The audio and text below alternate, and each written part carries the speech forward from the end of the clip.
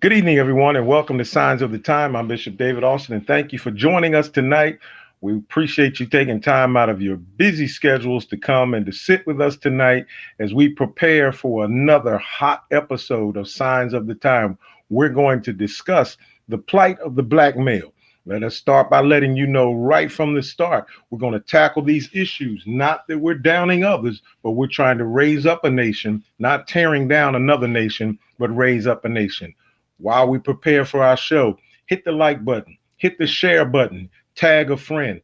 Sit back. This promises to be a power packed next 45 to 60 minutes, however long it takes. We're going to talk about the issues with two special guests. We got two returning guests, Dr. Stephen Gardner from Arizona, Dr. David Walker from Orlando, Florida. We're going to talk about the plight, the rise of the black male. Let me say it again tonight, right here, with two certified, bona fide doctors. We're going to talk about. We got two doctors in the house tonight, and we're going to talk about it. While we prepare for our guests, hit the share button, contact someone, and tell them Sign of the Times is on, and we're going to have a good, powerful show tonight. Get ready for Sign of the Times.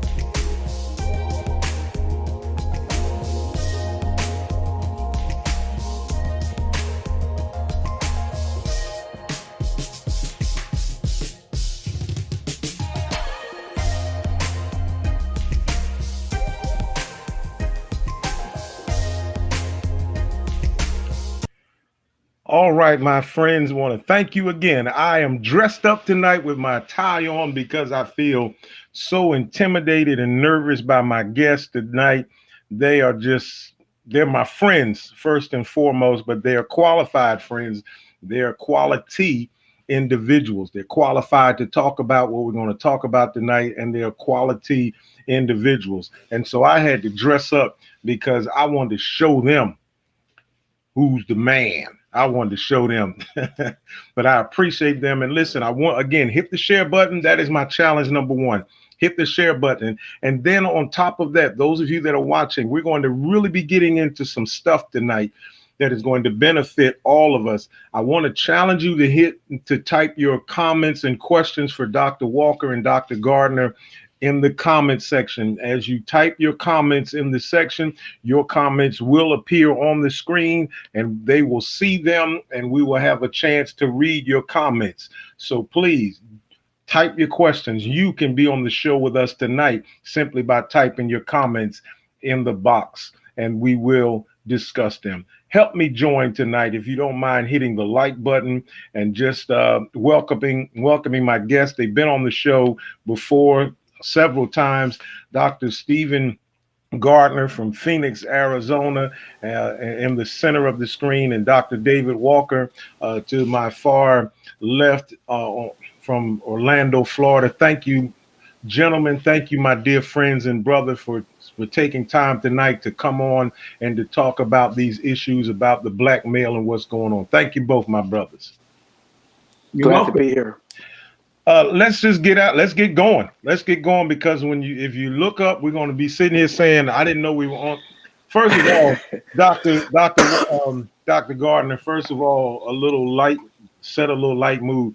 how come Dr. Walker has adjusted that ugly hat about 10 times since he's been on the screen? Well, I think he's making a point. You know There you go. you know, he's making a point. Am I right, brother? You're making Absolutely. a point. Okay. Absolutely. It can't be cocked to the side. It got to be straight. Do I need to put on? You know, I can put on something now. I mean, no. we can go there if you want. No. Gentlemen, let's go. Let's go. We came on here tonight to talk about the plight of the black male. And I'm afraid right from the start, as I was thinking about talking about this tonight, that there's no way possible that we're going to be able to discuss everything tonight. We may scratch the surface. Let's start by talking about a word that is used in our society, in our culture. Let's start with this word stereotype. Let's first talk about the stereotype and or the expectation of the black man. Then maybe we can talk about where we go to either change that stereotype or to meet the stereotype if it's a good one. Now, when I look at stereotype, and I'll give this program over to you guys to talk about this, I was thinking earlier, we all three of us are old enough that we don't have to remember looking at TV and seeing the reruns. All three of us are old enough to remember when shows like Good Times were actually Right. they weren't, they were on every week. That's My Mama with Clifton Davis, Mabel King. Well, the stereotype of Good Times, Jimmy Walker, who was JJ Walker, JJ Evans on that show, was a typical coonish little black kid, little, dumb black. When you look at shows like That's My Mama, I believe the actress's name was Mabel King, who on the show was Mabel Thomas. No, that's What's Happening. That's What's Happening. That's My Mama was the other one, in which the mama was a stereotypical mammy. Okay. So we look at those shows were 40 years ago. When we look at shows like that, has the stereotype for the black male changed any? And what, in your opinions, is the stereotype in 2020 of the black male?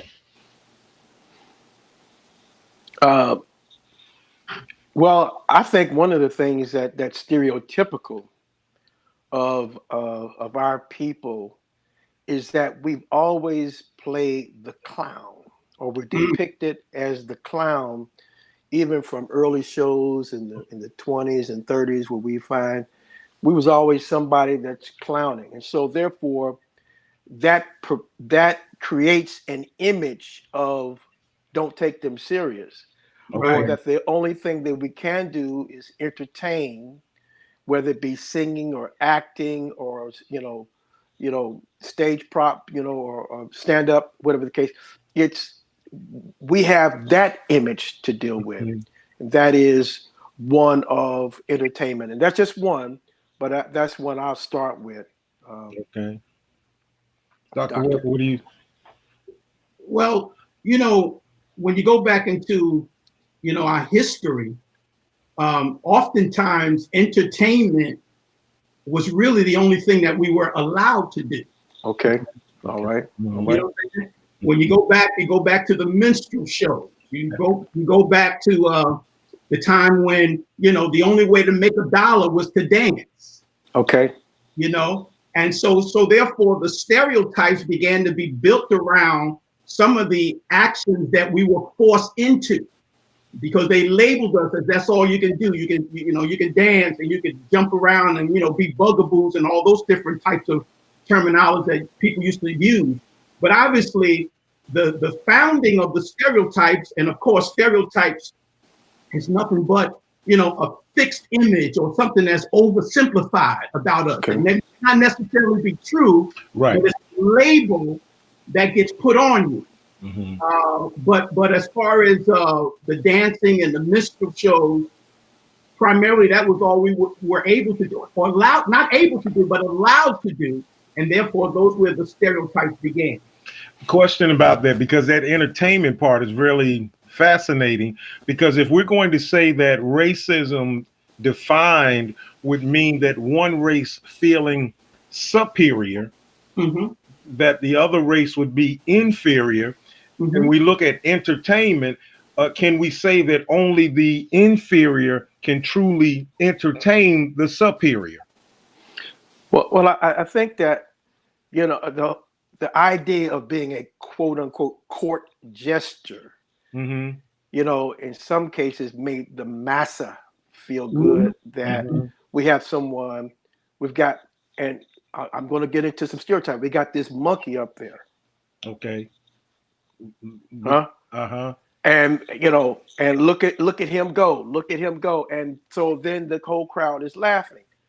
Right. On the other Mm-hmm. hand, you got this outlet by which this is what we found ourselves as a way of expressing ourselves.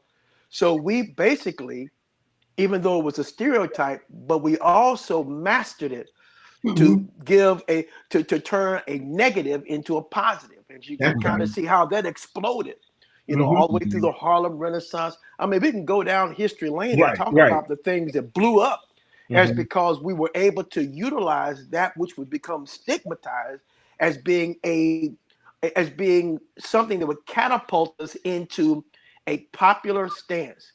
Now, let me say this. Let me just swerve a little bit. Sometimes the images that are projected upon us are sustained by the wider society or sustained by the dominant culture. For example, I've heard it reported from blacks that have joined white churches, Mm-hmm. and the first thing that they ask you, can you sing, or can Mm. you play an instrument? Mm. Again, connecting back to that which has been popularized or stigmatized or stereotyped within our culture, that we can sing Yep. and that we can play an instrument. Right. Mm-hmm. And so when you take those type of talents, be what may, and bring them into that type of genre, Mm-hmm. it's going to be plussed up. But rarely are they asked, what are your leadership strengths? Right. Right. You know what? They're not asked those things. They ask things that are fit the stereotype. And if you think I'm lying, all you got to do is a poll. I mean, these things are facts. And, you can find these kind of polls done in various type of notable outlets, not polarized by some sort of a political spinning. But we talking about notable facts, that these are things that are out there, and we have to overcome that or find some other image to Mm-hmm. project into the community or project into the outer circle.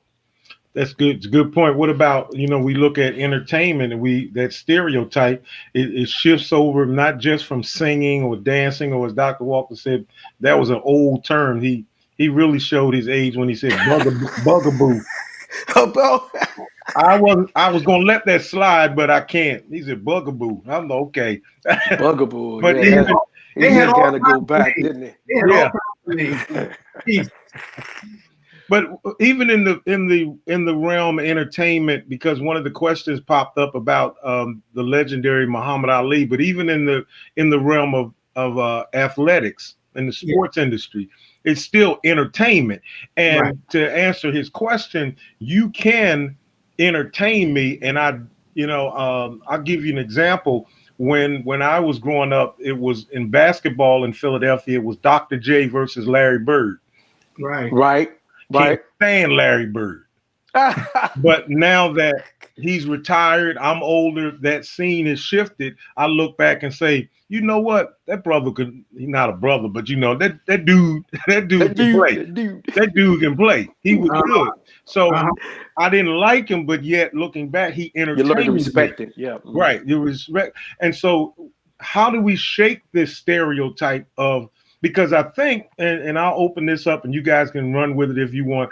Have we gotten to a point where we think in our black culture with our black males that we have them thinking that the only way to be successful is through entertainment of some sort, whether it's being a rapper, whether it's entertaining by being a comedian, whether it's being an athlete, being a basketball player or football player.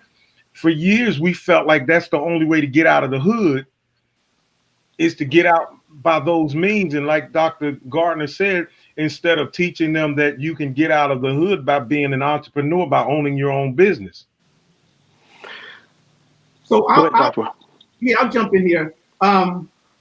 Yeah, so it's clear that historically we entered the fields of sports, athletic, entertainment, because primarily those were the only places where we were allowed to compete, and therefore, as Doc said, we turned the negative into a positive.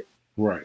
So if they're going to hinder me from, let's say, intellectual engagement, because again, you didn't have to be well read to dance.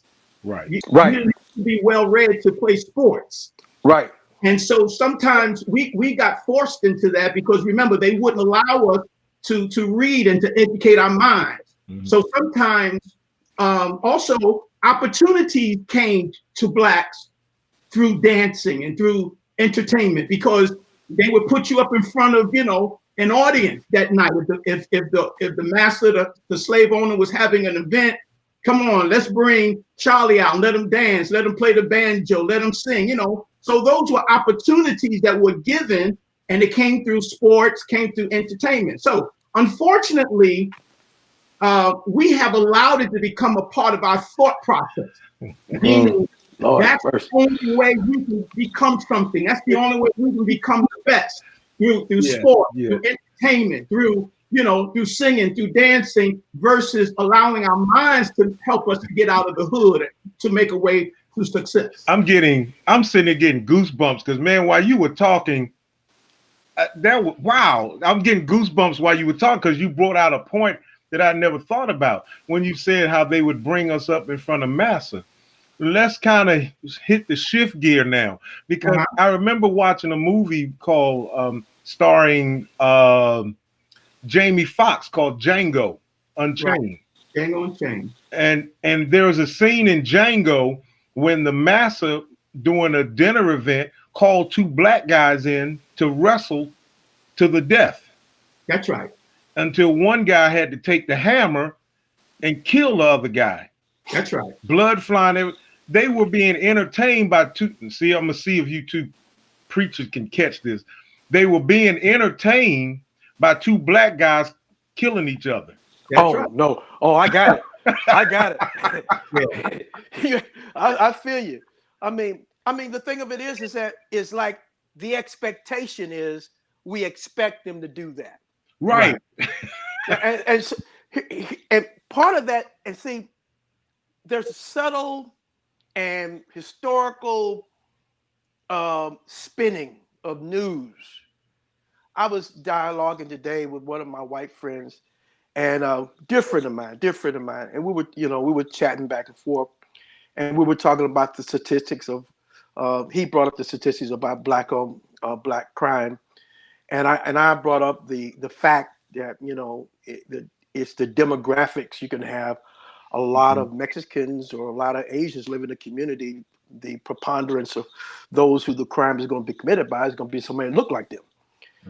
And I said that what we see today is what's newsworthy is what people are projecting. And so it's newsworthy to say black on black crime when there is white on white crime, when there is Asian on Asian crime. But we say black on black crime. Why? Because we see a certain news outlets will purport that image out there that historically have been said. How long have you and I, I'm in my 60s, so we'll just leave that out of there. Young man. Okay. We'll just leave that out of there. Just cancel that out. But my point is, we all have been around at least 40 years. And I remember in the 70s hearing about black on black crime. Right. Why? Why are we hearing that? I mean, when there are other ethnic on ethnic crimes being committed, it's because it's perpetuating an image. Those are problem people. Look at them over there. And so now that we have protests going forth on quote unquote Black Lives Matter, now they want to point out things that Black lives are doing wrong. And I'm not trying to excuse the wrong. I'm not trying to ignore those facts. But if I shine more light on those facts, the same facts are happening in other communities, but no one's shining the light over there because it's not newsworthy. It does not fit the genre of the moment. Or it's not, going back to Django, it's not entertaining. It's not entertaining. I mean, he sat there and he watched them. They sat there with white cake and wine and champagne, and they watched two black guys fighting until one of them killed the other guy. I mean, took a hammer and killed him. And you know, but what's so bad? And y'all got to help me out here because I might be off base. Why do we look for the same thing to happen? Are we entertained by our own hurt and pain that we cause into our own race? Oh, yeah. Yeah. Have we bought into that this is what is expected? They expect us to act a fool. So I'm going to get out here and act a fool. They expect us to do these kind of things. And so are we perpetuating an image that has been sustained and hammered in by the outer culture that really did not care about us or had the massa mindset? I'm just asking the question. I'm just trying to keep it real, but I'm asking the question. Are we helping the image? Are we helping the stereotype? By actually going out here and doing something crazy? Well, let me jump in here. The question is, and I'm going to agree exactly what you were saying, Doc, but the question is why? Why? You know, why? And it really comes down to self-esteem and self-image. When you wear this black skin, you are constantly challenged to have self-image because the default is not black. When you talk about self-image and success, you're not going to see it by and large, although there is some, but you're not going to see it by and large. I'll never forget when Barack Obama became the first black president of the United States. For the first time, a black mother could say to her child, you know what? Now there's an image for you. There's an image for you. Right. There's an image of success. So prior to Barack, if you were black, you would have said, hey, there's no need in me trying to become president because I don't see no one like me. Right. And after he got there, we now have an image of success. So the question becomes, and let me just flip that a little bit, why are blacks in a lot of cases being just as destructive towards themselves is because it really comes down to image, self-esteem, pride. And if you don't think you're worth anything, then why should I treat you with dignity? We've been trained. It has been, indoctrinated into our mind not to think well of ourselves, not to have great self-image. So therefore it becomes easy to be destructive because I have to find images of success in order for me to be something. And we don't have enough of them. That's why it's a great thing that you're talking about black men tonight, because the three of us, as well as many who are watching, we have to be the ones who stand up. We have to be the images of success so other black young boys can see, yes, there is an image for me. That's destructive. No, I'm not going to tear down my neighborhood. No, I'm not going to rob and beat that old lady upside her head. No, I'm not going to. Come on. We've got to be the image. So the reason why it's done is because we are constantly fighting a negative image about ourselves. And most of the time, whites don't have to tell us. They don't have to tell us that we're no good. They don't have to tell us that we're not going to be anything, because most of the time we're telling ourselves that. Now, the question that Lavelle Mims asks is, so I posed the question, is being stereotyped one of our plights as being black men rather than being profiled. So when we talk about the plight, we're talking about an uneasy, a difficult situation. Is being stereotyped the difficult situation, or is it the fact that we're being profiled? That's a good point. I think that um, I mean they're two different things. They're two Yeah, different Right. realities. Right. yeah. Stereotype and being profiled. Um, you know, here's an argument that's out there. Some are saying this. Well, if they weren't doing anything wrong, they would never get pulled over. But again, these are coming from people that don't look like me, and they're saying that the reason why they get pulled over is because they're doing something wrong. I can give you probably a half a dozen cases where I did nothing wrong Right. and got pulled over. And I can tell you sometimes Right. that I got pulled over as a pastor Mm, and I had done nothing wrong. And I had one time I got now this is when I was much younger and all I was doing was selling candy with Yeah. for a youth group. And Mhm. I was in high school and they took the group of us, they picked us up off the street and took us down to the holding tank and the guy said, "We did this for your own safety." mm, Mhm. Because there was already threats out there on your life because you're black. And we had to wait there. So I mean, and that's different, but my point is that there are things that we've had to wrestle with in terms of our blackness. I don't care if you was born in the 50s, 60s, 40s, or 30s. We still had to wrestle with something in those generations. And I think that in order to change, in order to deal with the question of stereotype and profile, we've got to ask ourselves the question, can we create something alternative mm, Right. that we can come up from our own coffers, as it were, and from the reservoir of wisdom that we have in our culture that says, this is who we are. Right. We're not this profile and we're not this stereotype. So we've got to figure out some way to offer some different messages.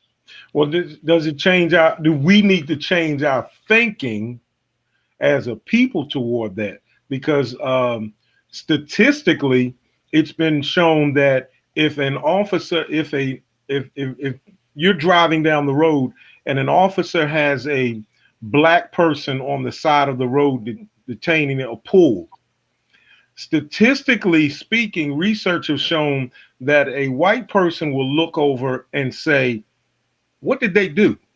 What did mm, they do? Whereas a black person has a tendency to look over and say and think, "Boy, that could be me."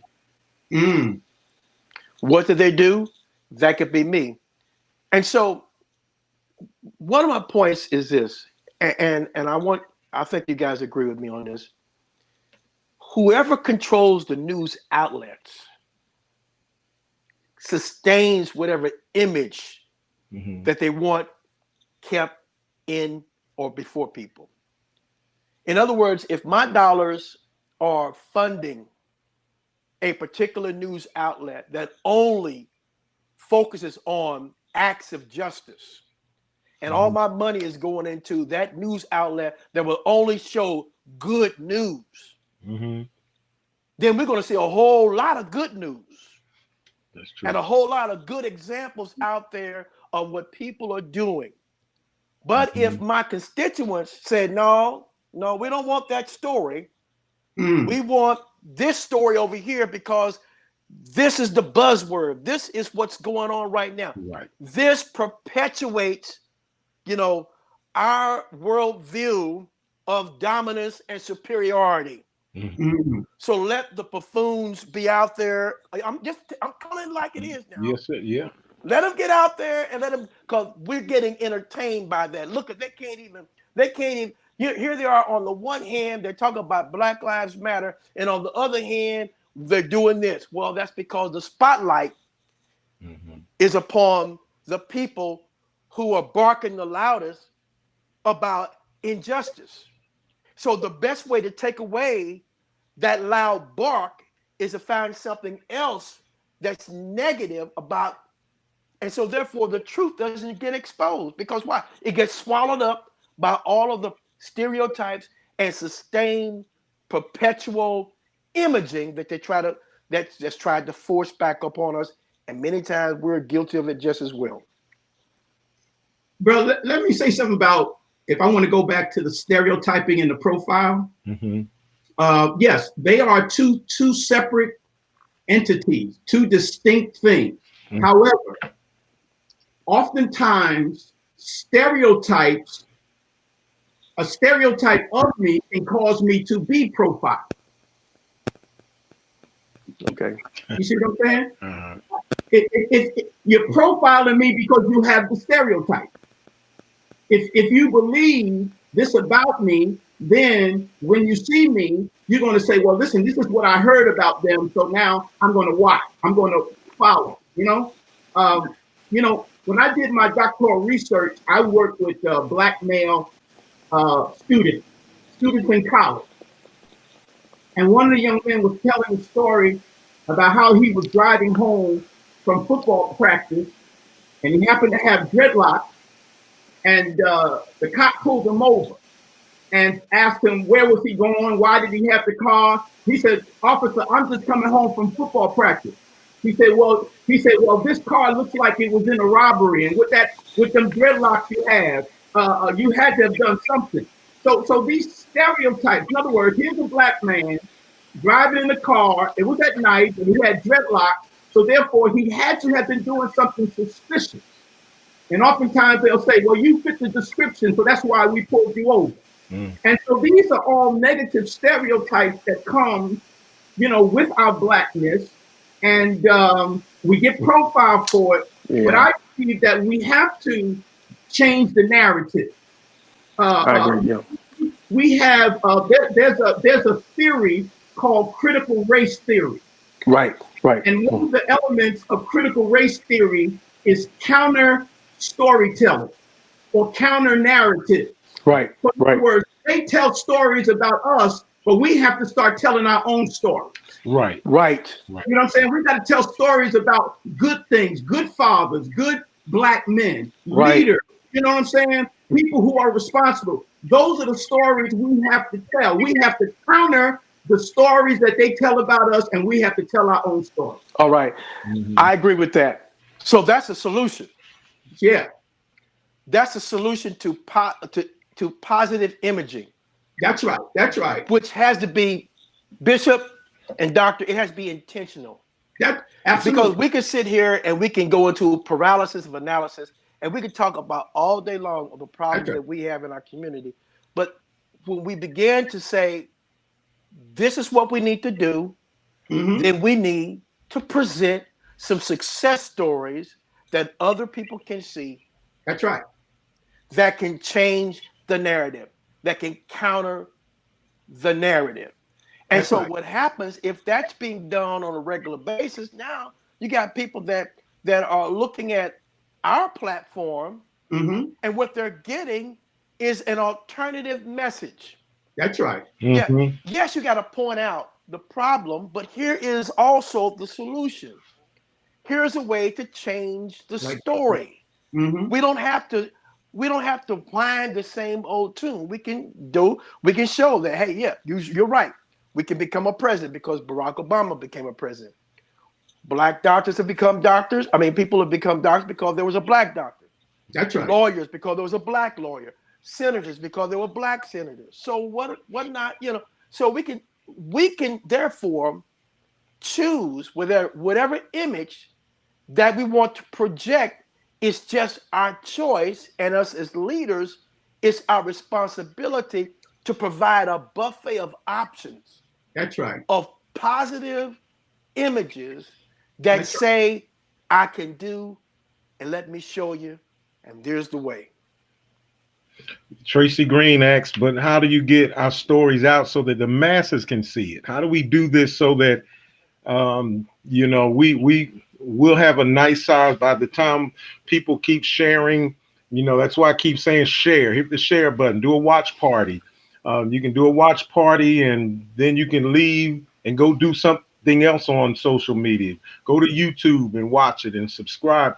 We're getting the numbers up. We're getting this word out. But unfortunately, if we can reach 1,000 people or 1,500, that's not enough. How do we get our stories out so that the masses can hear it? Well, go ahead. Go ahead. I was going to say, well, we get the stories out by making the stories of Black success commonplace. Meaning, when you hear that I'm a lawyer, you shouldn't be shocked about that. When you hear that I'm a doctor, let's remove the surprise. What? You're a doctor? No. We have to make these stories commonplace. And one way of making them commonplace is we have to start diversifying our success stories, or the places where we achieve success. So we can't always entertainers, athletes, and rappers. Right. Because then the stories become small. Right. But we have to become educators and teachers and doctors and lawyers. And then we have to present those stories. That's how we get the stories out. We present them. And then we have to make sure that we teach the younger kids coming behind us that you too can be successful. I heard something the other day, and for some reason, I'm a little shocked by it. Someone said that I'm the first one in my family to go to college. And this is the year 2020, and I'm a little shocked by it. But for some, it's the first time for some family members for someone to go to college. Well, what that family has to do is they have to start making college attendance a norm, a normalcy for the family. One of the things that I do with my siblings, not just my siblings, but I'm talking about my nieces and my nephews. I talk to them all. Hey, I talk to them about college. Anybody that's graduating, I'm there. You know why? Because I'm trying to make college and education the family norm. Not a couple of people, not a handful of people. No, we go to college, we educate our minds. And even if you're not college material, you can still be successful, but you got to create your own story of success. Right. And that's how we get that story out. Okay. On a technical marketing standpoint, from that angle of getting the story out, right now this is being loaded on YouTube. Okay. Right. I have a program that comes on Monday. I think you guys probably saw it, and it's premiered on Facebook. Okay. But in order for it to be premiered on Facebook, it had to be premiered through a business. Okay. And the business is Urban Hope Leadership Institute. So it has its own page. That's my school. It has its own page. Whenever I premiere a video, Facebook gives me the option after it's premiered to boost the audience. For example, and you can choose the demographic of where you want it to go. And I have different demographics that I choose. And so there's been times where I've had a show, and I'm just only talking from a technical side, marketing side. There's been times that I've had a show that where I didn't boost it, and I got maybe 200 views. When I boosted it to targeted audiences, I had over 1,000 views. Now, if you're getting 1,000 views right now on Sign of the Times without this extra boosting or getting folk to like it, just imagine if you took Sign of the Times and made it your own page on Facebook. That it has to be a business, it has to be in a ministry or something like that that has that type of entity. Can't be just an individual. And you boost it. Then this is another way to get the message out wider than just, the circle that we're used to. And that's on the technical end. But anyway. It's true, because actually Sign of the Times has its own Facebook page, but I was getting more viewers when they see that David Austin is going live as opposed to Sign of the Times going live. But what you can do, because when my show goes out, I send it out as Urban Hope, but then I always put it on my page. Right. Then I send it out as Stephen Gardner. So that means all my friends, will get it because I have my setting set for public. Right. Because you have it set for private or friend, just friend, is limited. So you set it for public. You can always switch it back and forth. Right. And so then you want to get people to subscribe, like you're doing for YouTube, to your YouTube channel, just like your Facebook page. Right. So in other words, this is all marketing ways and education. This is how it's what we need to do. We need to sit down and teach one another. That's right. Instead of me trying to get your viewers to, instead of fighting with you to get your followers, why can't we sit down and teach one another? This is how I'm doing it, and this is how it works for me. Dr. Walker, you want to jump in? Yeah, and I appreciate Doc for talking about the technical aspect, but when I'm talking about changing the story, because everybody's not going to be on social media and YouTube. Absolutely. You know what I'm saying? Your program is going to hit those target audience, but I'm talking about changing the narrative and changing the story of Black people, Black culture. And the only way that we can become a Robert Smith or David Stewart, and I'm sure that most of the audience, and I don't want to insult the audience, but those names may not be familiar to you. Robert Smith and David Stewart. They are the two, number one and number two, Black men in America who are 1 and 2 is billionaires. They are above Oprah Winfrey. They're not athletes. They're not musicians. They in the technology world. Some people may know Robert Smith because he was the gentleman who paid all the tuition for those gentlemen college. A couple years ago. And so I bring up their names because they are models. You may not be a billionaire, but you can be a successful entrepreneur. You can be a successful business person, So I'm talking about changing a narrative by constantly, as you said, telling stories or bringing the young people behind us, telling people that they can be successful, getting people into politics. If Barack Obama can make it, you can make it. Right. So those are the kinds of stories that we have to change, the counter narrative, because there is a large contingency of non-Black people who don't feel that we're good for anything. Even today, they'll call us animals, no good, and all those kinds of things. But I want to be a person just like you gentlemen, as one who is changing the narrative, changing the conversation, so that way when they see a Black man, they don't have to look and use what we call a microaggression. A microaggression is saying, you speak well, you're articulate for a Black person, but that's an insult to me.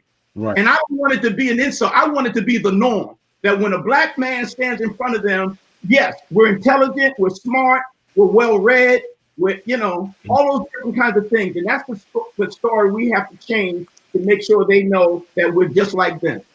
Question, gentlemen. When we look at the plight of the Black man, we look at the direction of the Black man, we look at the profile and the stereotype of the Black, we look at changing the narrative.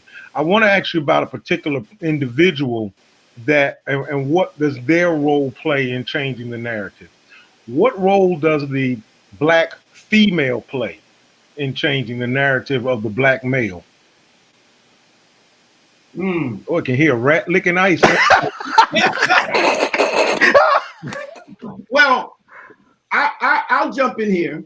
I think that there has to be a partnership between the Black male and the Black female, especially if they are in partnership in union. We know that not all relationships are Black on Black, but generally speaking, and maybe I'm not even talking about a relationship kind of relationship or partnership. I'm just talking about just in general. So the thing is, I think that we both have to lift each other up because the black woman probably in this time has the most powerful voice uh, there is. Because first of all, it's going to be, as my sister said, I interviewed her the other day. She said, "Black women elect presidents." Right. And guess what? They're going to elect the president this year too. Trust me, because it's going to be the black woman. So her voice is strong, but she has to be in collaboration and partnership with the black male, meaning they can't be tearing each other down. Even though we have differences, we have to build up. We have to lift. Black women have to lift black men. Black men have to lift black women. So does the black woman play a major role? Because guess what? She listen. I said this. Whenever a black man is not doing right by his kids, that black woman is going to make sure the kids know about it. Oh, believe it. Oh no. Believe it. You know what I'm saying? She's going to make sure because I often say sometimes she's going to want her children to feel her pain. She's not going to feel it by herself. Right. So what brothers got to do, they got to get their act together. And so that way that woman can lift him up. That way their kids don't, have to, he doesn't have to be diminished in their eyes, but he's got to do his job. And if he does his job, she'll lift him up. Now that you mentioned that, I want to turn to you, Dr. Gardner, and hit the other side of the coin, because Dr. Walker talked about that black woman and that black man working together. Now we need to before we get, maybe we'll talk about this and come back to this. What about that black woman that's not on that level with that black man, but she's living with two black men, or she's living with three black men? Well, what I'm talking about? You know what I'm talking about? I know what you're saying. Living with three black men? Yeah. I'm talking about mom and them. Mom and them. And so, I mean, it becomes problematic. I'm just going to keep it real. Okay. In those situations like that, it's going to become problematic because, first of all, I haven't been treated, or I'm not being treated appropriately by this black man or whatever. And then I got somebody else in my ear that kind of reinforces, did not tell you, all these kind of things that kind of make you shy away from the choice that you made. It's hard when you have a situation. How can I look up when I've been pushed so far down? So you got that as a problem. Mm-hmm. But now that problem is not going to magically go away. Mm-hmm. And we can't let that problem stop any progress on the other side. Mm-hmm. That while we're building up, we got to look to reach our hand down to try to help the ones we can't help. So we can still build up with that collaboration between black and white men and women. Mm-hmm. I mean, between black men and women. We can still build up and get that plan of action in place. Then maybe we can help these over here mm-hmm. that may be dealing with trauma. Mm. But how does that black woman in America now, we're talking about raising up and strengthening the black male. How does the black female in America strengthen her sons? Are you saying he's not around? No, I'm talking about the single black mom that's raising sons. Right. Well, if she buys into the fact that the black male image needs to have black male leadership, the one answer is make sure that those boys see positive images in books. She has to take a concerted effort. She may have been failed by a black man, but she has to make the choice to point, hey, look, here are some other options, and not be the basher and say he ain't no good. And so, you got to find some way to point those children that you're raising in a different direction. That's right. On me. Right. That's on every woman, every black female household, singular, that's raising black boys. That, you might have had I know my wife probably hit me over the head, but that's okay. But I'm just going to tell her like it is. But the thing of it is that irregardless of what has happened, my point is that we still have a choice to point people in a positive direction because of what happened. Right. How many times have we seen that? Well, I don't want my son or I don't want my daughter to experience what I've experienced. So we did the best we could to point them in the proper direction. Well, I believe that women can do that even in situations where they're not a whole house, as it were, as a man. And, in that situation is in the household. We can still point them to books.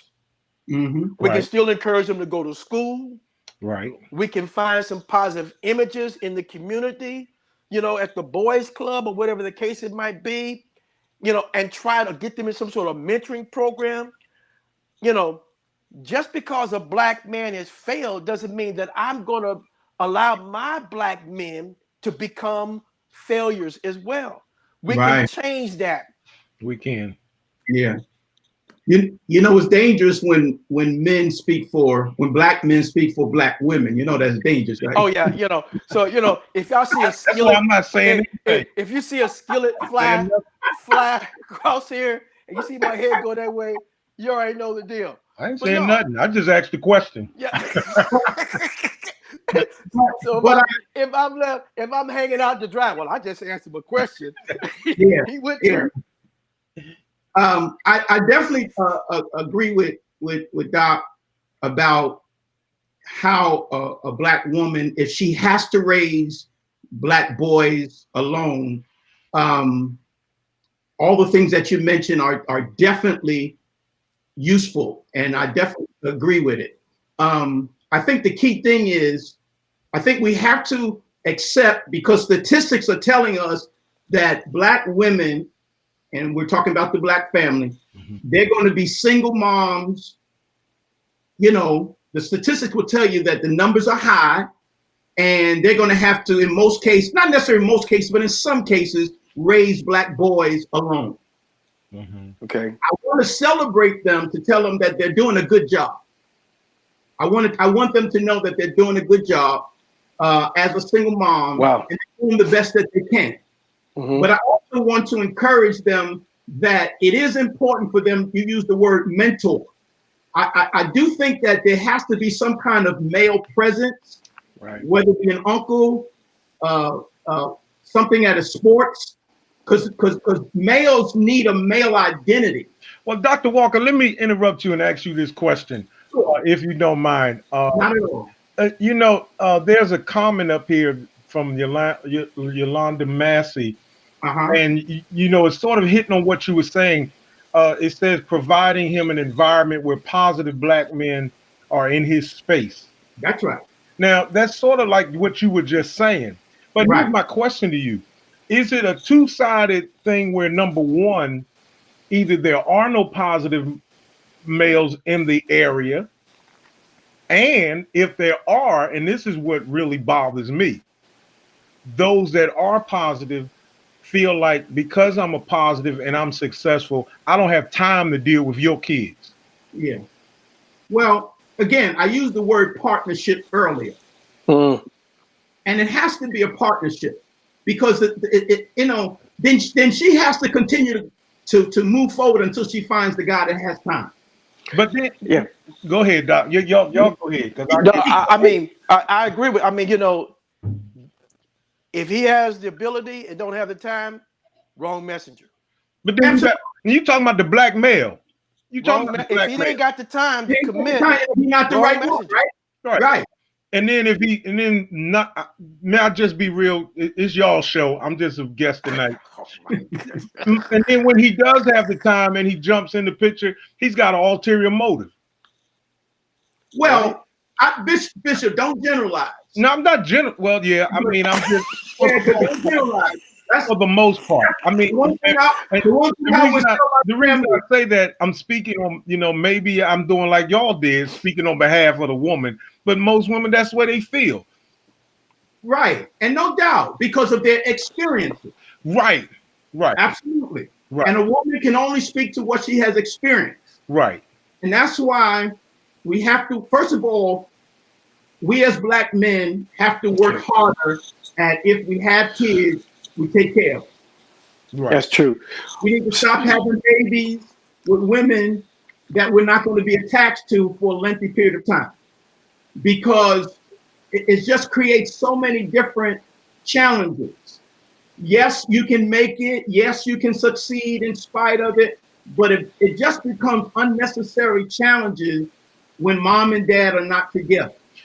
Question. Yeah. Because there's a Felicia Carter posed a question. You can't see the entire statement on the screen, Okay. but her statement is saying that she's a mother of three young adult black men, and she has to admit that her expectation for them was not the expectation for themselves. And she goes on to say that their father was only there 50% of the time, and because he couldn't, because of his upbringing, he was not able to teach them to be men. Now, that a um, it's been said years ago that a woman can't raise a man, can't make a man. She can take a boy and she can't make him a man because isn't the same thing.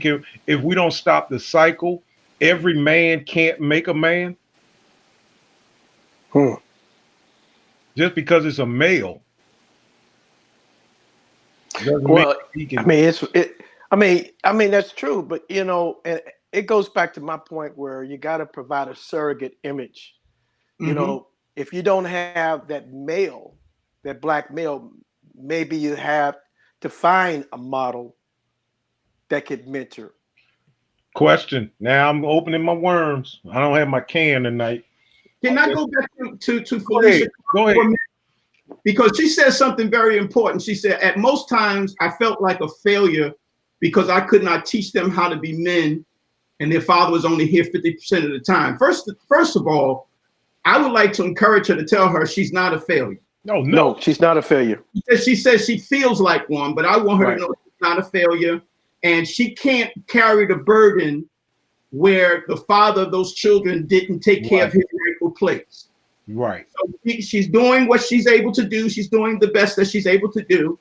And she just now have to teach her boys the Right. best that she can, but she will have to, in my opinion, get them around some mentors, as Doc said, to help them in areas where a male has to hear the male voice. Right. Right. The Right. male voice is an important voice for a young man. He has to hear it. His mama's voice is a good voice. His mama's voice can become a man Right.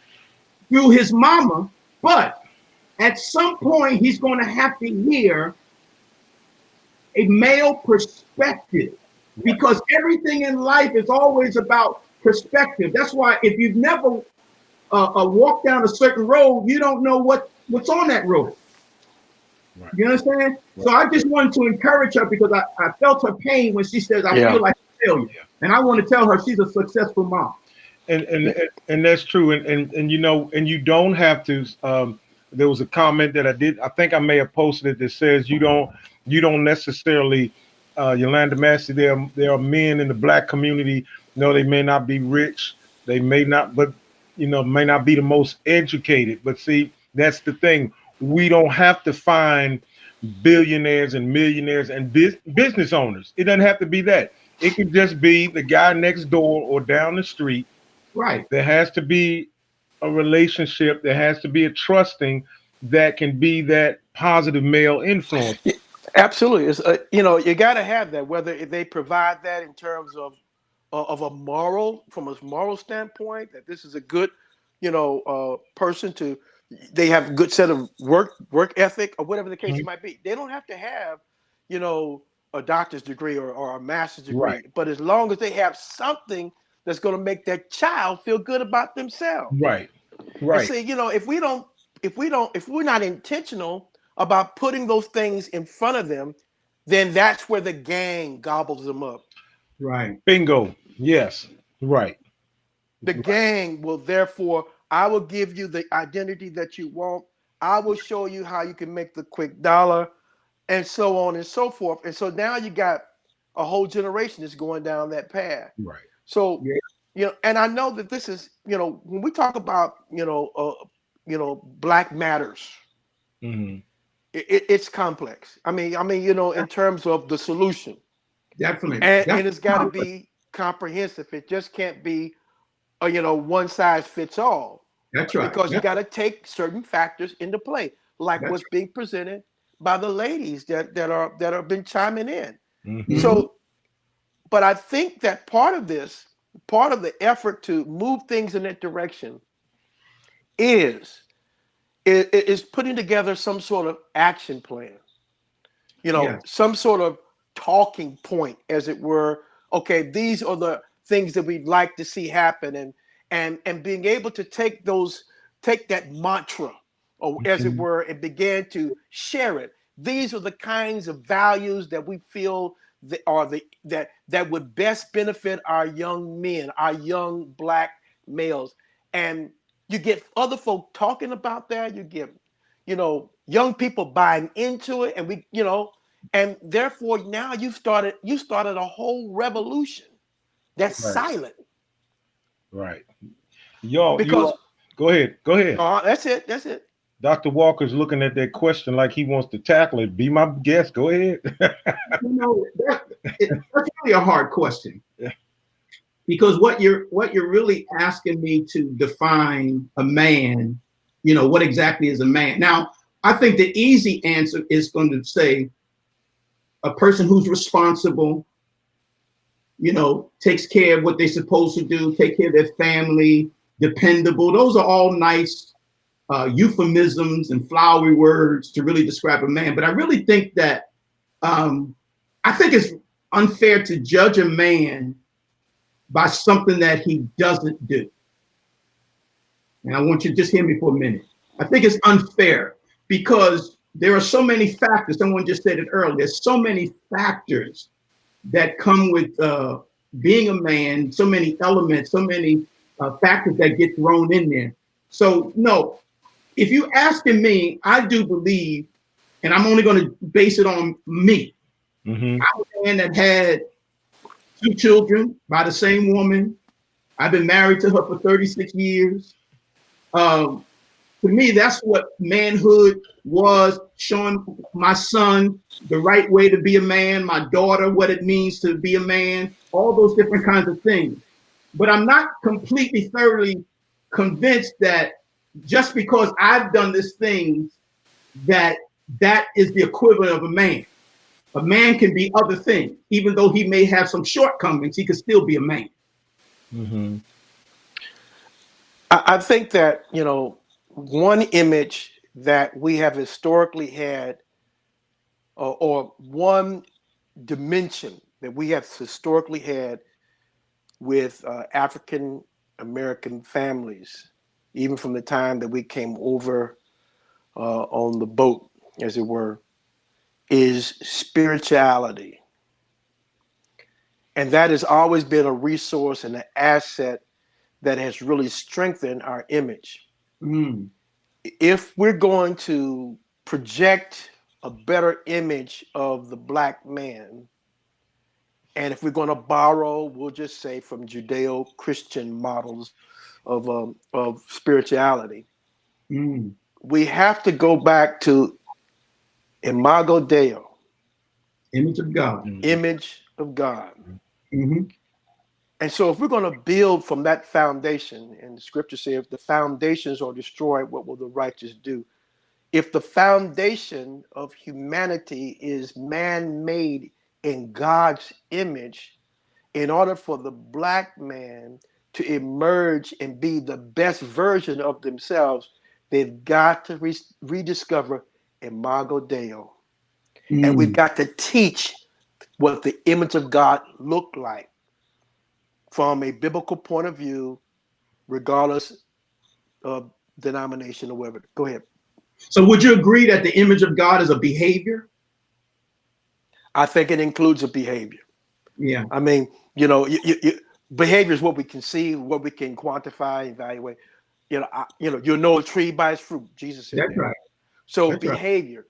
Yeah. So you know, so when we talk about the image of God, man was made in God's image and likeness, And as a narrative, however you want to view that, whether you believe it was a, allegory or whatever, but the narrative says that after he made them in his image, he gave them work to do. Yes. Yes. We can't properly do the work unless we properly align with the image. And so, be fruitful, multiply, replace it. All that came after they were made in his image. So, we go to the question that came up last night. We were made to work. Oh boy. Oh boy. We're made to work. Here we go. So I'm not properly aligned with the image of God if I'm not working or not trying to find a job. I'm not saying, people don't fall on hard times, but I'm just saying we got to be actively engaged with looking for employment if I'm going to be properly aligned with that image. Right. Y'all can throw shoes at me later, but I got to tell it like a TI is. The thing of it is, you got to be properly aligned with that image of God. And I think if we are doing the behavior, right, part of that behavior is that, I'm working somewhere. I don't care if I'm a janitor. I'm gonna be the best janitor that I can to bring the bread home to my family. Right. There's something on the inside of me that's driving me to do good and to do good deeds. That's part of the image of God. There's nothing good that where I bring harm to somebody else that's also made in the image of God. And also, what I'm hearing when you share that, it is the question about what is a man, and it is being responsible for what you've been given. You do have to be responsible. So when you go back to Adam, God gave him the garden and he told him to till the ground. He told him to work, but he was working over that which he had given him possession of and made him responsible for. So in other words, he was, the earth was not his, but he just happened to be a steward or a manager. There you go. Absolutely. So therefore, he had responsibilities. That's also part of the image of God. I mean, can I borrow a passage from the Gospels just for one moment, Bishop? And that passage was the parable of the talents. He gave one 5. The landowner gave one 5. They gave one 2, and another 1. But the unique thing that was said when he gave this distribution, he gave it according to their ability. He already knew before the distribution was made of what they could do. If someone said earlier, and I didn't have a can of worms, but I got a bottle of vitamins. Someone said earlier in one of the statements when we first started a while back that when it comes down to looking for help, as we call it, for male, assistance, someone said that if we can't find it in the community, etc., we can't find it next door, that we need to turn to the church. Because historically, the church is our help. That's where we turn to. My question is, if the role model at the church is not working, who are you talking about, Bishop? That's quiet. I didn't hit the mute button for anybody. Be more specific of that role model that's not working. He tried to get. He got a little worm hanging out of that can, and he's trying to dangle it and see if we're gonna bite. No, you come on. Tell us, brother. I mean, has the church failed our communities in helping assist to to raise these positive? Can we take, if we were just going to be honest, can we take part of the blame for why our young people, our black males, are staggering, are killing one another, are out here doing? Can the church take some of the blame for that? We have to. When I talk about pastors, I include myself. If I don't own it, even though I may not be participating in the behavior, but I've got to own it as a collective. And unless the black church, unless the black leadership owns the behavior of what's going on in their community, I know that's a hard pill to swallow.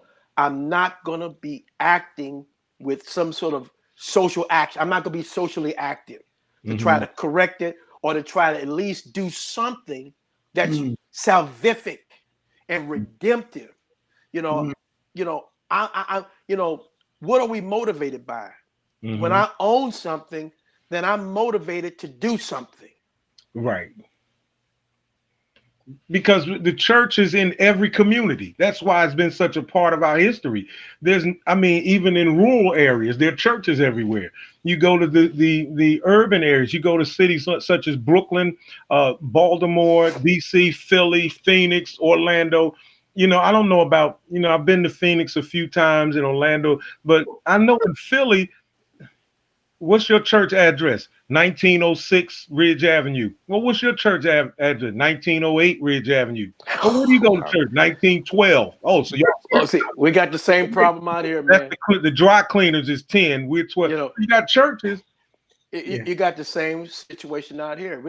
There's one area that I call Holy Ghost Alley, and Wow. that's because you got at least 30 churches, So shouldn't we have at least some 30 in one shouldn't we have warehouse complex some area. responsibility to our go ahead, Dr. Walker. You look like you itching. No, Well, remember this: the church can only do what it, uh, what it.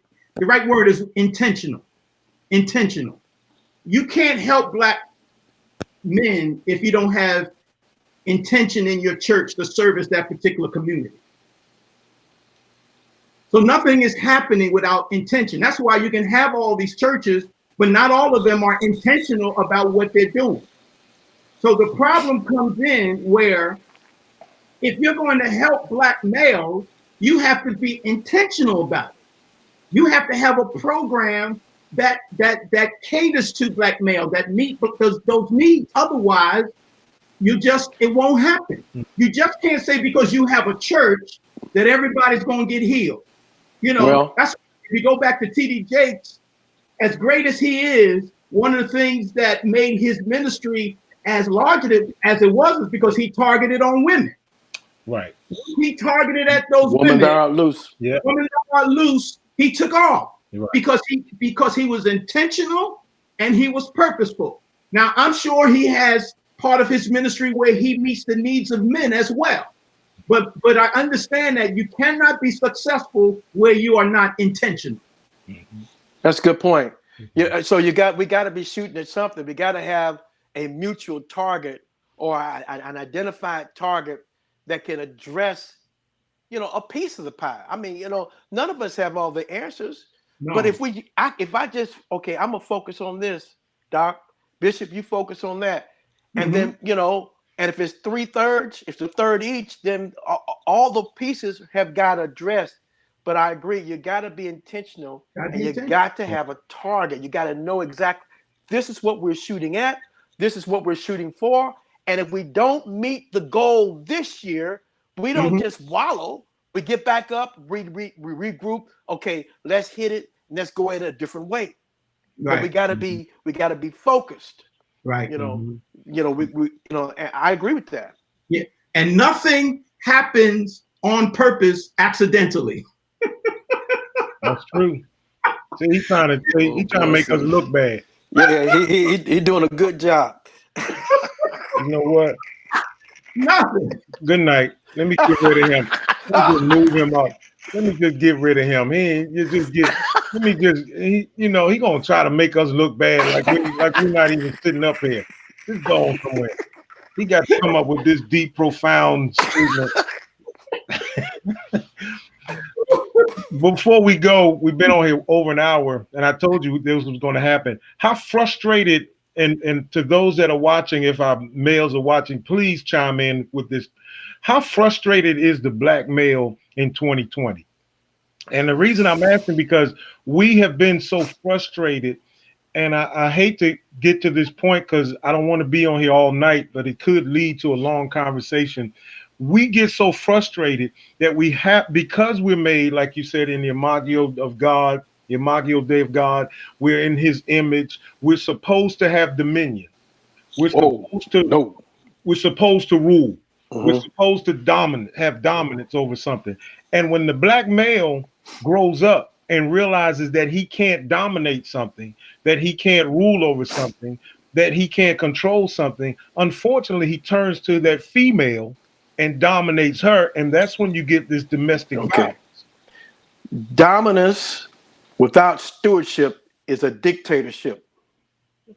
Right. You got, even in dominance, you got to realize that I'm a steward. And as a steward, the scripture tells us we have to be what? Found faithful. That Right. it cannot gender, it should not gender harm.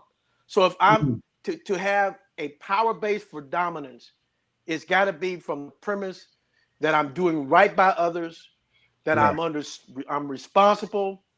That's all about the image of God. To not have any, to not see it as being as having under authority, as it were, or Hmm. having some sort of moral code. Hmm. It is a dictatorship, and you're gonna get abuse. Bishop, I you asked a question about black males today. The challenge is, and I know, and I agree with Pastor when he says that we are created in the image of God. But historically, the black man has been attacked at that image. Because as long as you attack the image of God in him, Hmm. he then sees himself as inferior and unable to succeed. And what happens is he has to change his mindset. That's the only way you're going to be successful. It's in your mind. Because as long as you feel inferior, you'll never be successful. You'll never accomplish anything because you're always feeling like I can't. And then, of course, the system is constantly, pounding negative images in us. And that's why when they show those negative things on the TV, and I saw something the other day, and I just want to throw this out, and I was so disturbed about it. There was looting going on in a particular store, and black people were running out with bags of clothes, Hmm. and then there was a white gentleman who was standing at the front of the door, and he was all the things that would drop as they were running out, he was throwing back on the inside. And I said, look at that image. The image is it was a negative image for us and a more of a positive image for him. Although he was standing there, Hmm. he was throwing it back in. And like I'm saying, they are going to continue to show negativity. First of all, everyone has failures. We all have failures. We all have shortcomings. Earlier, and I wanted to bring this up earlier, you were talking about the black on black crime. Hmm. I watched this show, I think it's called 2020, and it's all of those investigative shows. You've seen them on TV, Right. and they've been on for years. Hmm. How people in the community, one person would kill another, then they would go to the trial, and then by the end of the movie, by the end of the show, they found the killer and they went to jail.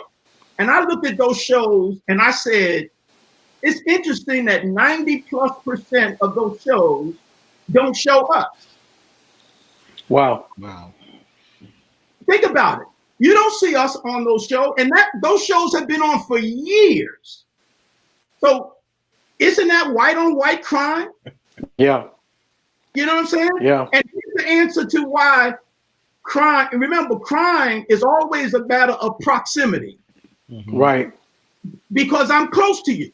Right. If there's going to be killing in a black neighborhood, it's because black people in the neighborhood. Right. Right. If there's going to be a killing in a white neighborhood, guess what? It's going to be by a white person. Right. Right. Like you said, they don't bring up those statistics. And the next time you watch those shows, you can look at it for the next 3 years and you may see one or two people on there of color, but it's always about somebody killing in the community. Well, you ain't preached nothing but the truth there. I mean, because you can look at any of those shows. I don't care if it's CSI. I don't care if it's, Exactly. Chicago PD or any of those shows that are popular for crime. The majority of those crimes that are depicted is depicted by our brothers and sisters of a different hue. Of a different hue. Absolutely. And even in your TV shows, CSI Miami. Mm-hmm. Law and Order, Mm-hmm. Criminal Minds. Right. Art imitates life. There you go. You don't see, but what they'll try to depict to you is that there aren't any black actors to play those roles. Mhm. But that's just not the case. But I do think, and I want to stick with the negativity. I do think that we have to change the images of ourselves. Mm-hmm. You know, they're not going to help us. Right. We have to change our minds. We are created in the image of God, and everything about God is great. But we have to now tear down what the scripture says: tear down every imagination Yeah. that Right. Right. Yes. Right. is of God. Yeah. You know, we got to tear everything that's negative about this black body, Yeah. this black mind. We have to tear it down. Yes, I can be successful. Yes, I can be educated. Yes, I can be a business person. Yes, I can be a father and raise my children properly. Yes, I Yeah. can do. But isn't that what we said? You know, Robert also says because that's the image the world wants to see. Didn't we start the show? Well, I don't know where we started. Then we talk about Django. We talked Django. about Dr. Walker talked about entertain. Entertainment. We Yeah. entertain them. Sure. At what point do we stand up and say, "I quit. I'm not going to entertain you anymore"? Wow. It'll happen when we start believing that it's going to be our source of prosperity. Wow. Wow. Yeah. Because that's what, and it's almost the easiest way to earn money, because it's all, you know, yeah, okay, we're gifted in certain areas, absolutely, but we're also intelligent. We're also, you know, we don't have to dance. Everybody doesn't have to dance. Let the dancers dance, but some of you go work on medicine, go work on the law. You know, Right. we can, but we have to start steering our children in that way, encouraging them to be. Hey, I love sports. I grew up wanting to play professional sports, but we need to tell our kids, yeah, you can be involved with sports, but work on being an owner. Work on being, you know, an agent. You know, you can make money and still be involved with sports. You don't always have to be on the field. Right. That's right. Well, gentlemen, we've been on here over an hour, about an hour and a half now, and we can keep going. Um, we always have a good time, you know. And like we said when we started, there's no way we're going to finish this. I don't even think we scratched the surface. There's so much we can talk about. Um, I mean, we hit a lot. We hit a lot. We've got a lot more to hit. I would like to, before you go, give each of you an opportunity to talk about what you as an individual, your platform, what you're doing to help this cause, because you guys, you know, anytime I would say this to my audience before I turn the mic over. Um, I'm asking you for help tonight for a reason, for a reason, for a reason. I would like for you all to help support us tonight for this reason. These gentlemen never have an excuse why they can't show up to help talk about these issues. Every time I send one of them a message, can you come on immediately? Let's do it. And that means a lot to me. I want to, on behalf of Sign of the Time, to thank them for doing this. And what we're going to do, if you all don't help me, I'll do it myself. I want to treat these gentlemen to lunch tomorrow. I want to send them something to buy them a sandwich and a Diet Coke on tomorrow. And I need your help. You know, you guys help me tonight. If you're watching, help me. Let's send these guys never, I'm telling you, they never say no. It could be the last minute. Today is Tuesday. I just asked them, can you guys come on tomorrow? Let's talk about the blackmail. And both of them gave a resounding, yeah, I'll be there. So if you can, before I yield the mic, yield the floor to them tonight, if you can help, just go to $Eagle Austin. I want to treat these guys to lunch tomorrow on behalf of myself and you, the viewers. If these words that these gentlemen gave tonight inspired you, helped you, motivated to push you forward, to help you be better, let's join forces and just give them something so that we can treat them. They didn't ask for it. Some people won't come on the show unless you tell them, I'm going to give you this. I got my time is valuable. Well, their time is valuable because they're doing great things in the community. So help me tonight.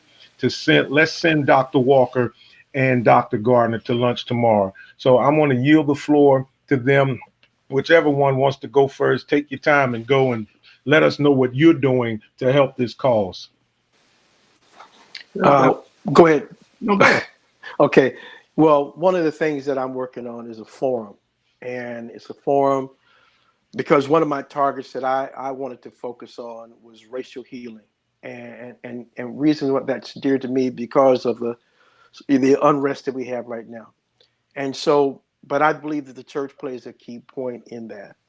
You know, is getting black leaders and white leaders, especially those of clergy of that caliber, to actually sit down where we can talk about solutions. We're not going to talk politics. We're not going to talk any of those kind of things. We're going to talk about solutions, things that we can implement to bring about this kind of healing. And I think that's the same kind of thing that we need to do in terms of healing our own people, is to come up with some sort of forum that brings forth ideas that we can adopt. And so that's what I'm doing. This forum that I'm creating is called Soul Lutions, SOUL hyphen Lutions. And so, anyway, be praying for us in that regard. Hopefully, we can get something going real soon. Thank you, sir. Dr. Walker? Well, I pastored a church in New York for about 15 years, and I was an educator, and I retired. And now I live in Orlando, Florida. And I asked the Lord, how can I serve you in this next season of my life? And one of the things that God put on my heart was to start a podcast. And the podcast is called Beyond the Culture. And it's a show where we embrace change and challenge cultural norms and ideals. On my show, what I try to do is I try to interview people of culture who are going beyond barriers, who are going beyond limitations, who are successful, and who are trying to do something great for the community and for the world at large. So I want you to tune in. We come on every Tuesday. It's Beyond the Culture podcast. You can get it on iTunes, or you can go to my website at beyondtheculturepodcast.com, and you can listen to all the shows. And leave a comment and let me know what you think, because we're trying to do the work of the Lord in different ways to show that God has people in all venues who are serving Him and who are doing great things for our community. And I hope you will tune into that. Thank you. Thank you, Dr. Walker. Thank you, Dr. Gardner. Appreciate you guys so much. Again, ladies and gentlemen, I'm asking you, there's an old saying that we used to say years ago. I don't know who wrote that saying, but it's an old saying that says, I ain't too proud to beg. I'm begging for your help tonight. To The let's send, Temptation. who was it? The Temptation. Temptation. Okay. My favorite group. That's before my time. Ain't that a trip? Will y'all help me send these guys to lunch? Listen, I wanted to, normally I'll tell you my guests after my guests are gone, but I'm hoping to get, I think we're going to have Dartez Wright on tomorrow, who is the young man, and we're going to still be talking about this. I've got a special guest coming up on Thursday. Thursday night, I've got a special guest. He's probably the smartest one in the family. When you got a guy that's the smart one in the family, you get the smart one on. His name is Robert Walker. Uh-oh. Dr. Walker's brother. I didn't think he would agree with that when I say the smartest one in the family. No. Okay. We're gonna get another Walker brother's gonna be on here. That ought to be interesting. And we're going to talk about the black male, and we're going to talk about the financial empowerment of the black male, because you can't really, the success is hinged a lot on his economic status, and we want to pull the black male from his mentality of poverty. Yes. But it's sort of like Absolutely. someone is saying, give all of the blacks reparations. I believe it was Bob Johnson said, give each black $350,000 for what? What are we gonna do with it? Give it to me. And If he doesn't know what to do with it, it's gonna be gone in 3 months. That's true. So we need to educate. So Yeah, education, we need to very key. educate. So we're going Yeah. to talk about that. Well, guys, the hour's late. We've been on here quite a while. I thank you guys so much Okay. for your time and for taking time out to be with us tonight. And I know I can say this with all honesty. I'll see you next time. All right. All right, Absolutely. sir. All right. All right. Take We'll care. see you. All right. All right. Bye bye. I want to thank Dr. Gardner and thank Dr. Walker for joining us tonight. This was a powerful broadcast. I really enjoyed myself talking with my brothers tonight about the Blackman. We didn't answer all of your questions. We couldn't, time wouldn't permit. We'd have been here all night talking about things. I want to thank you for your interaction in helping get this conversation off the ground. Again, I want to challenge you to share this broadcast. Hit the share button, do a watch party. Let's get this word out so that we can really get this thing moving. We can get this movement going. All it takes, your share could be the one that it gets into the voice of the right young person, and we can change this generation. We can start a movement one click at a time. Listen, something happened the other night at the presidential rally. Notice what happened at the rally. The numbers were off. They thought 1 million were coming. Only 6,000 showed up. Why did only 6,000 show up? I'll tell you why. Because some young people got together and used their finger to click, got on their cell phones, registered, got tickets. It was a thing. They said, we'll help the next generation. We're going to fool a lot of people. These young people are smart. One click can turn things around. Your share could be the one that changes a generation. Hit the share button. Go to YouTube. Look for Sign of the Times, David Bright Alston, Alston. Hit the subscribe button so that you can see when this show pops up and other shows will pop up. We're also on iTunes for podcasts where you can listen while you drive. I love to listen to audiobooks while I'm driving. You can listen to the podcast.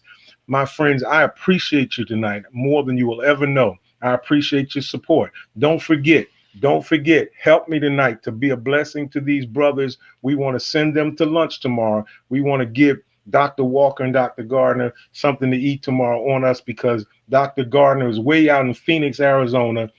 It is about 6:40 in the evening out there on the West Coast. We want to be a blessing to him on tonight. So please come on and do what we do. We do when we do it together, we can create a tidal wave. Let's send them to lunch. If you just want to donate $1, $5, something, we're going to do it. I'm going to do it. Without your help, I'm going to do it. With your help, it's going to be us doing it. I appreciate you tonight, my friends, more than you ever know. You're the best thing that's happened to me because you show up every night to sit here and to listen to me, try to help you, and we're going to do it together. When you go to bed tonight, I want to ask you one question. I want to challenge you to do something before you go to sleep. Look in the mirror. And when you look in the mirror tonight, look yourself in the eye and ask yourself, did I do something to work toward my purpose and my destiny? Did I do something to make the next generation, the current generation, and future generations better? Or did I simply waste another day? Tomorrow, don't you waste a moment of your time. Work to do what it is you have to do. And I'll see you tomorrow night, right here, right around the 8 o'clock hour, for another episode of Sign of the Times as we get into this issue. And together, we're going to change the world, just you and I. I love you. And guess what? There's nothing you can do about it. I'll see you on tomorrow night.